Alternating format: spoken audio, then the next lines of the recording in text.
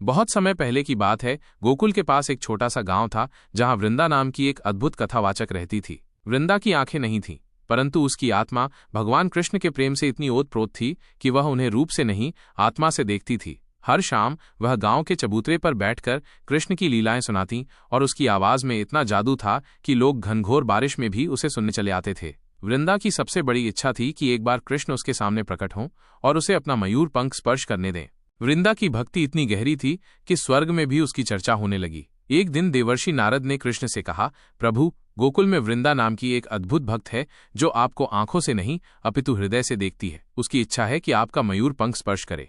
कृष्ण ने मुस्कुराकर कहा, नारद, वृंदा का प्रेम अद्वितीय है, लेकिन मैं उससे एक अनोखे रूप में मिलूंगा। अगली सुबह जब वृंदा अपनी कुटिया में पूजा कर रही थी तो उसने दरवाजे पर किसी के खड़े होने का एहसास किया। एक मीठी आवाज आई, क्या मैं आपकी कथा सुन सकता हूँ वृंदा? वृंदा ने कहा, अवश्य, पधारिए। उस व्यक्ति ने बैठकर कथा सुनी। जब कथा समाप्त हुई तो वृंदा ने कहा, आपकी आवाज बहुत शांत और मधुर है, क्या आप बताएंगे आप कौन हैं? उसने कहा, मैं एक पथिक हूँ और आपकी कथाओं ने मेरा हृदय जीत लिया है। कई दिनों तक वह पथिक हर शाम आता और वृंदा से कथा सुनता। वृंदा को उसकी उपस्थिति से अद्भुत शांति मिलती। एक दिन वृंदा ने उसे कहा, पथिक, मेरी आंखें नहीं हैं, पर मेरा हृदय आपको पहचानता है, क्या आप मुझे अपना हाथ दे सकते हैं?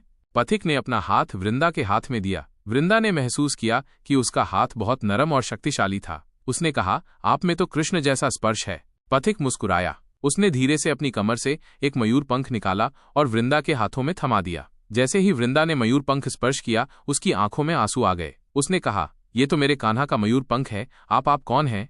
और तब उस अदृश्य पथिक के स्थान पर भगवान कृष्ण अपने पूर्ण रूप में प्रकट हो गए। उनका मयूर पंख चमक रहा था और उनकी बांसुरी की धुन से पूरा वातावरण गूंज उठा। वृंदा ने पहली बार अपनी आत्मा की आंखों से अपने प्रभु को देखा। कृष्ण ने वृंदा को गले लगाया और कहा, वृंदा, तुम्हारी भक्ति ने मुझे यहाँ खींच लाया। तुमने मुझे बिना देखे ही इतना प्रेम किया जितना किसी ने नहीं किया। और इस तरह वृंदा का स्वप्न पूरा हुआ। उसने ये भी समझा कि सच्ची भक्ति देखने में नहीं, महसूस करने में है और भगवान अपने भक्तों के लिए किसी भी रूप में आ सकते हैं।